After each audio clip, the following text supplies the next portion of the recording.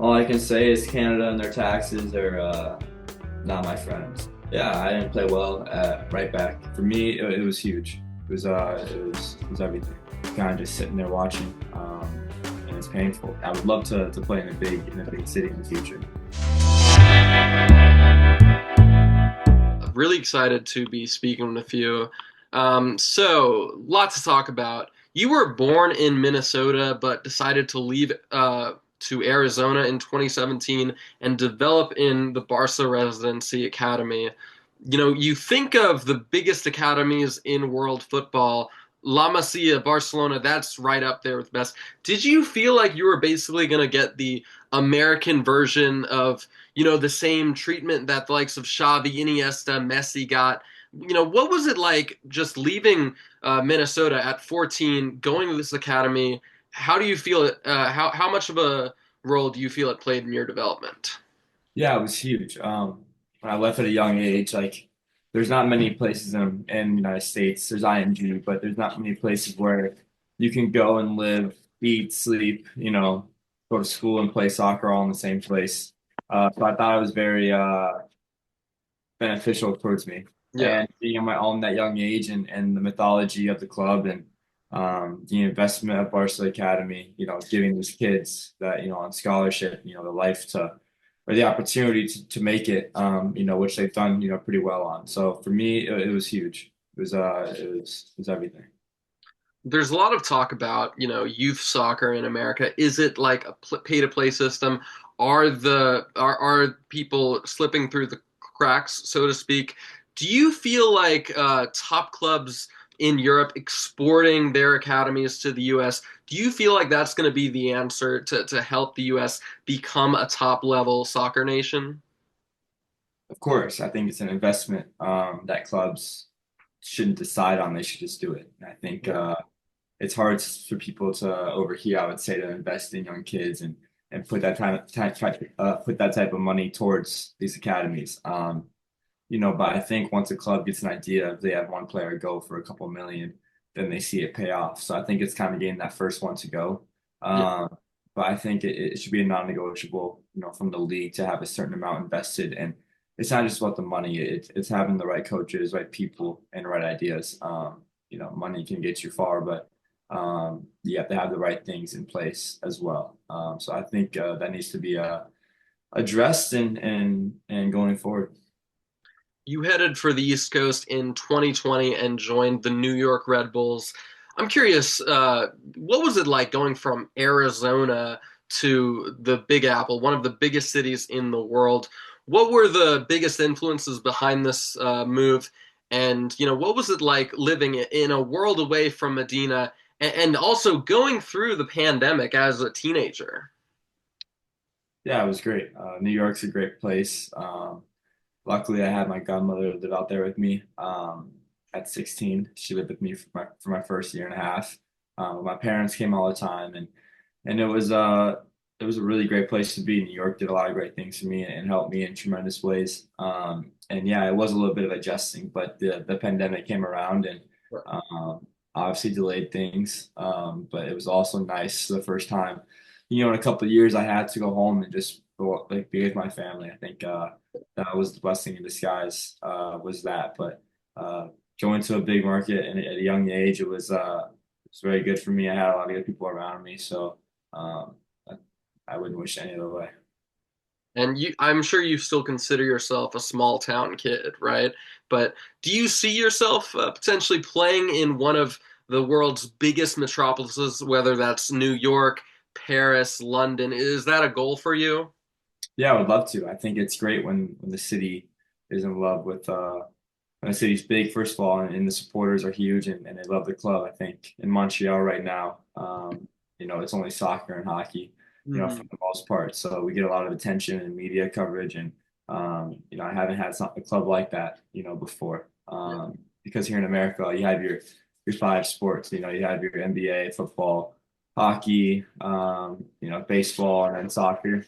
So I would say in Montreal, it's very focused on CF Montreal, and it's great. And I would love to play in a big city in the future.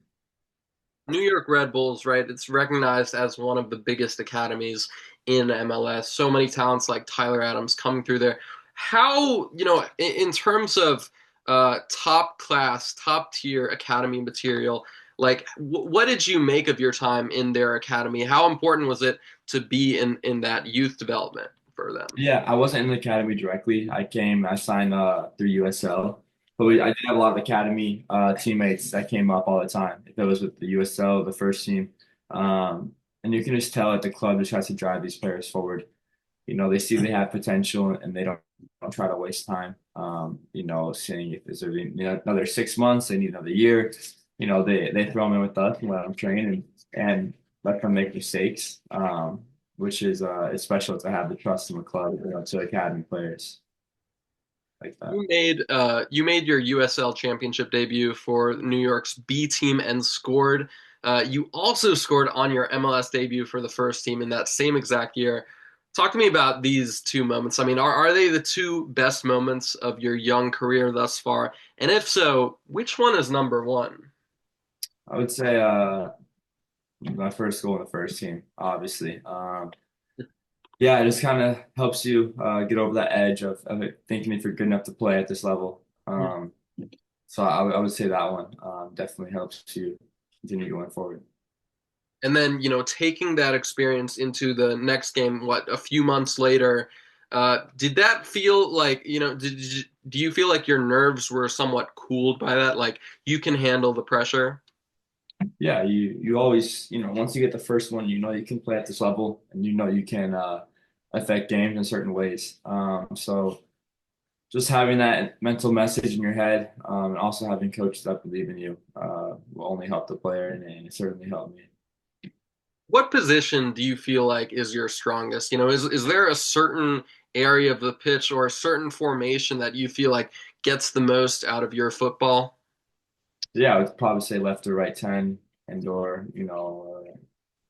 a second striker or, like in Montreal playing a little bit behind Joseph.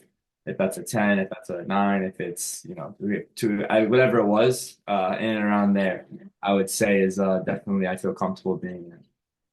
I know you've obviously just a few years young in your professional career, but have there been any moments where, playing a certain position, you feel like a fish out of water? Yeah, I would definitely say a little bit of wing back or right back. I didn't feel, too Really? comfortable. When did that happen? Happened this first 6 months of this year in Minnesota. Okay. Yeah. Interesting. Yeah, I In played about Montreal 20 games there at wing back or right back. Yeah. for Minnesota. Yeah. Okay. Wow. Interesting. And was there any discussion with the coach, like you feel like maybe in a more advanced role you'd be playing a little better or not really? I think based off of just the player I am, ball, if you combine the ball security, the athleticism, Yeah. decent height, I'm flexible to be able to play kind of wherever.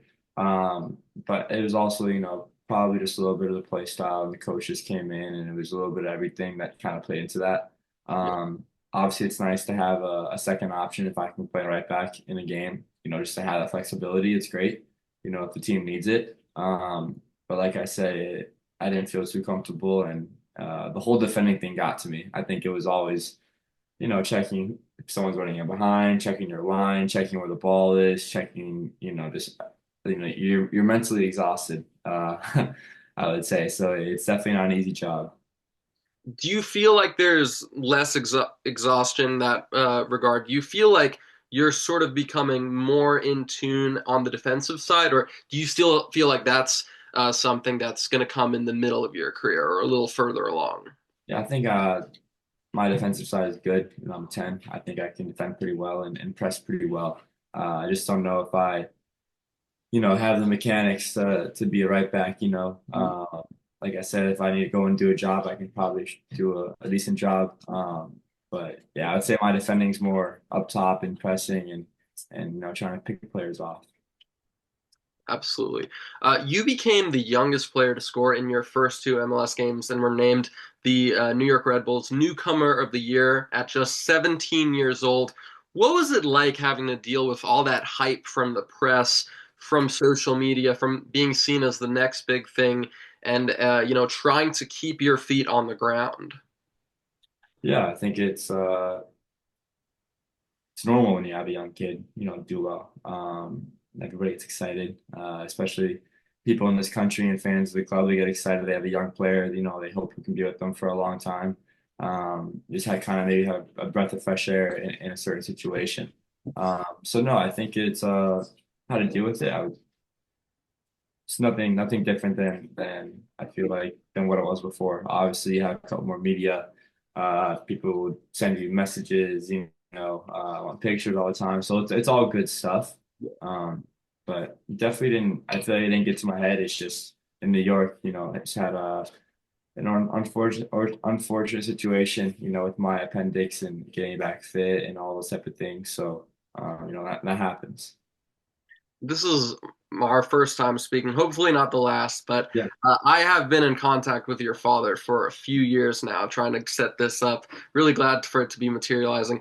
I wanted you to talk a little bit, though, about the role of your father in your ascent to becoming a professional footballer. I mean, how influential was he? Was he pushing you from day one to become a soccer player, or would you say he gave you a little more free reign? Yeah, I mean, he wouldn't let me play another sport. Definitely wanted me focused on soccer, growing up and getting to the next level. But I don't think it was too much pressure until I went to Barca. I think it was, let's see how far we can take this thing and just keep going and keep working. Of course, as a father, I feel like you have to have that type of dream for your kid, Right. to give him the hope as well. But I would say, probably after going to Barca Academy, probably got a little more serious, to be honest with you. It's hard to get a platform in Minnesota. It's not easy. So I think that was his decision to bring me there and to let me go there. Of course, including mine leaving home. But he's done everything he can to set me up in the right way and to, you know, not look for the normal stuff. And I think he put me in really good situations. Of course, that I had to do the hard work, and he can't play for me, So, but he's definitely done his part in being a good dad and father, to help me, get to where I am. And was there any reason in particular why he said only soccer, no football, no basketball, no track? It's a question for him. I'm not quite sure. I wish I would have played hockey growing up. In Minnesota, it's snowing right now, Yeah, actually. But I would have loved to play hockey, but it just didn't happen for me. fair enough. I'm curious though, you mentioned Minnesota, and this is something that I actually did my college thesis on in part, how large swaths of the nation are without a top tier academy. And in many cases, you'll have to drive, 10, 20, 12 hours to get to a really good academy. Do you feel like that's something that the U.S. is lacking? One thing that's preventing them from being a top tier nation? Yeah, like I said before, I think it's of course if you live in North Dakota, it's going to be a little tough. To get to Minnesota, so you might got to make a sacrifice there. On the player side, but as a club, you have to be able to try to make things convenient for a player. If you want a player to be in your academy and you want to develop him and you see ability in him in the future, you might need to go out of your way to, if it's a little bit more investment to help the kid get to training or to house him or to, get him in a school, down here, you might need to put a little more investment in him than I'm just, for example, like a Tom down the road. You know what I mean? Like you might need to make that sacrifice. And I don't know. I haven't been in the academy game in a long time, but I feel like there's a lot of kids out there that, don't get the chance. A lot of kids do just because they live in the city. They live close to MLS club. So I think it's some clubs do it very well and some don't. So it just kind of depends on the club's project and their outlook on things. So, you're going into the 2021 season. You're seen as the next big thing in New York, starting the season really well, right? Getting a lot of goals, and then suddenly you have to have an appendectomy. As someone who has never had to have his appendix removed, thankfully, talk to me a little bit about that experience. How painful was it, and how difficult was it for you to recover and get back to top form? Yeah, getting surgery and whatever it was in the middle of the season is not easy. especially the way Red Bulls play. It's a little tough to get back to full fitness after being gone a month. It's not easy, and especially when you can't do anything for a month. You can't use upper body, you can't use your lower body, so you're kind of just sitting there watching, and it's painful. You just hope when you come back, you can get the right minutes to get you fit again. And unfortunately, it just didn't happen. Um, Yeah. for me, and of course, it's part of the game. Expand on that, the way Red Bulls play. Like, everybody mentions the famous Red Bulls DNA, but is that something that you felt was difficult to buy into, that unique style of play? Absolutely not. It's just hard work. It's not rocket science where it's all these different things. It's just you gotta be gritty, you gotta work hard, you gotta have your guys back. Mhm. Defensively you're floating in a net with each other, so you gotta stay connected.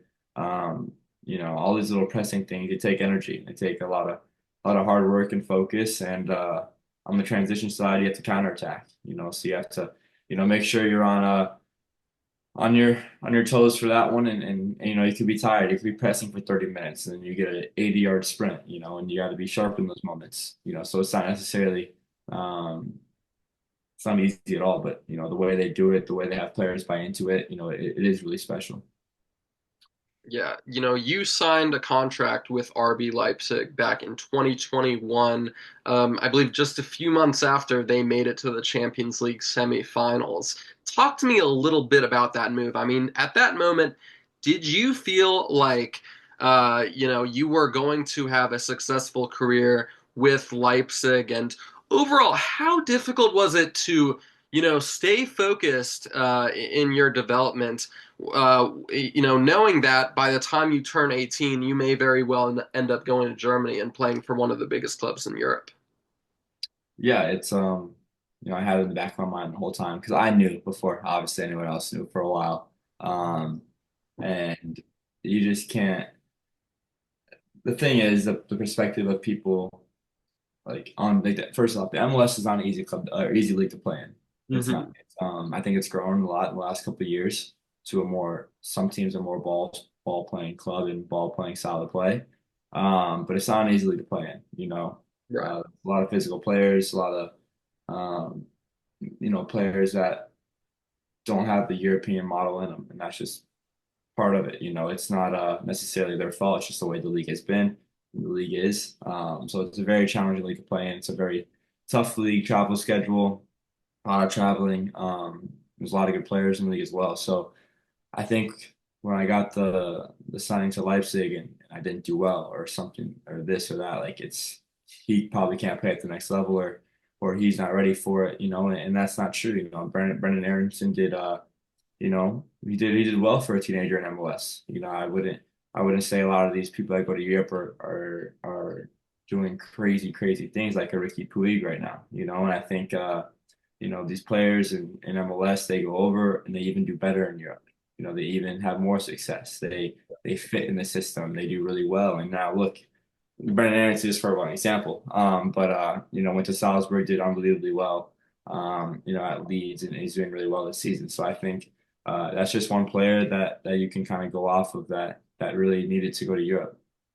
And as someone who's spent time in two European countries, like, do you feel satiated right now? Like you don't feel the necessity to move to Europe that early, or else you're going to be missing out or something in your development. But I think it's better to be here, be established, have a full 2 seasons of games, and be on your way. If that's what you want to do. Yeah. I would definitely say, yeah, make sure you're established here and got everything working out for you. After your breakthrough 2020 campaign, it seemed like you were going to be a long-term figure with the Red Bulls, but you ended up leaving in 2022. I'm curious, do you have any regrets about how your time in New York ended up? Do you feel like there were any internal or external factors that prevented you from having the success that you envisioned? Um, yeah, I think it's always tough when you have a player that has a contract with yes, it's Rebel, but another club, and they're still hanging around. I think it's I think that made it tough, and I hung around in New York for another year. So I think it's some people wanted me in, some people want to move on from me, um, and because they knew I would be a short-term replacement, So I understand it from that side. But yeah, I do wish there was a little more trust, as if I had been here for 3 years or two Right. years, whatever it was at that time, and I want the best for the club, or else I wouldn't have tried to come back on loan here. So yeah, of course, there's probably some people that didn't want me there, and some that did. It's just part of the game, and I felt it sometimes. Um, but we move on, and they move on, and everyone's doing well now. They're in the MLS Cup now, and I'm in Montreal, enjoying my time. So, it's for the better. It's hard to believe that you were just 6 years old when RB Leipzig was founded as a club. Obviously, that's one thing that didn't exist when you were born, right? This multinational, multi-club global model that Red Bull have really pioneered. What was it like being attached to, such a unique format and really a corporation, an energy drink corporation? Great. They're great. Great company, great club, great people, great partnership with all the clubs. I think it's really special. I think it's the best, one of the best club groups in the world. Not gonna say the other name, but yeah, I think it's special, and I think they're doing a great job. And like I said, they have a lot of great people working for them, and I've enjoyed my time there. I've made a lot of good friends, and have met some just great human beings. You didn't manage to play in any of the 28 games that you're eligible for at Leipzig. Overall, how would you rate your time in Germany? What was it like playing, training alongside the likes of Christopher and Nkunku, Dominic Soboslai? Overall, what were your biggest takeaways from your time there? It's fantastic. Being along those guys are my good buddies now. I text them, every once in a while, or watch them all the time. So it's been great to be training with them, living next to them, learning from them. They're really great people. But yeah, in Leipzig, it's a great place, and unfortunately didn't get to play, but learned a lot of good experiences there that I take with me today. I'm curious, who is the toughest outfield player and the toughest goalkeeper you've gone up against? Okay. Midfielder, defender, doesn't matter. I would say going up against probably Josko Gordillo. It's very good, very fast, very strong. Really good on the ball. So I would probably say him as a goalie. Um, yeah, probably Peter Gulacsi, I think. Really interesting. What was it like going up against Gavardiol in training? Like, obviously, the most expensive defender of all time, someone who's won a lot of trophies already with City. What did you make of him? Could you tell that he was going to be special? Yeah, you just kind of tell he's very, very athletic, and he's in 2002, and he's hit his, he knows, like, he's hit his full potential or hopefully not, but he's hit a lot of his potential, and he's grown into that player that he is today at Leipzig and City. But yeah, like, I get the ball and he's shut down space very quickly. You have to be very quick on your feet. But yeah, very special player, and yeah. You made the move to Danish side Vendsyssel last year. What was it like heading to another side of the world for a few months? What do you feel were the biggest culture shocks in Scandinavia? Um, I was there for a very short time. Right. Yeah, I don't even want to get into that club because I didn't. I, I was the, I was just there, but to make time pass before I go to Minnesota. So Really? I don't really know. I don't really want to So get were into there that. any like high expectations going into that, or you're just like, why not just go I experience? mean, no other club would take me for 2 months on loan before I join MLS. So just kind of to go there and train and play. But Really? uh, Denmark's a great place. I love Denmark. But like I said, nothing really happened there. Fair enough. Fair enough. You returned home in January and headed to Minnesota United. What was it like going back to your home state, competing at the highest level of U.S. soccer? How do you feel that your time there went? It was great. It was great to come home. Great to be around family. Um, but it just didn't work out here. And like I said, it was great to be home and around family. playing in front of my family and friends, but it just didn't work out here. They had a coaching change and a front office change. That happens in sports, so we just didn't have the same vision, and that's part of it. So yeah. You think there's any particular reason why it didn't work out, or yeah, Yeah, I didn't play well at right back, which is understandable. But they want to go in a different direction. They want to sign their own players, and yeah, and they did well this year, and that's probably why it didn't work out. But couldn't be more happier right now. for sure. You were traded to Montreal in August. What has it been like spending your first few months as a Canadian resident? You feel like you're adapting to the Montreal lifestyle? Are you learning any French? It's a great place and great people, and they've really helped me. Nothing but grateful towards them. To be honest with you, they took somebody who didn't play a position, took a chance on me, and hopefully I paid a little bit back, but I can keep repaying it back to them. Just be a an important player for them, So it's a great place, and all I can say is Canada and their taxes are not my friend. So not um, how would you compare Montreal to Leipzig and New York? Montreal is like a European vibe. Like I sometimes very different from Germany, but sometimes like certain streets or roads or some of the buildings around remind me of being in Leipzig a little bit. So it's a very cool city. You have your it feels American a little bit, but then you have your European side of it as well. And it's a great mix, and I love the city. And where do you think are the biggest areas where you can be better next year? I think for me, just kind of play with more confidence and grit, and we can try to take over a game sometimes or But be more decisive, and just kind of be a dominant player in those fields. Just get more involved in attack and take more shots, make more passes, just make more combinations. But I think it's definitely a foot forward here. 100%. And, talk to me a little bit about going from kind of feeling shackled at that right back position to going to a place where you can actually shine in a more natural position. How was that? I just feel supernatural. I think that's for me. It was I don't have to think about a thousand different things. I can just kind of play my game. That's when players are their best. When they don't have to think so much, they can just play and do what's right for them and what feels right to them. So I think just having that freedom again in my mind really changed my game. Let me ask you this. Is there any, or were there any players growing up that you looked up to? And right now, is there any top level footballer who you'd compare your game to? Um,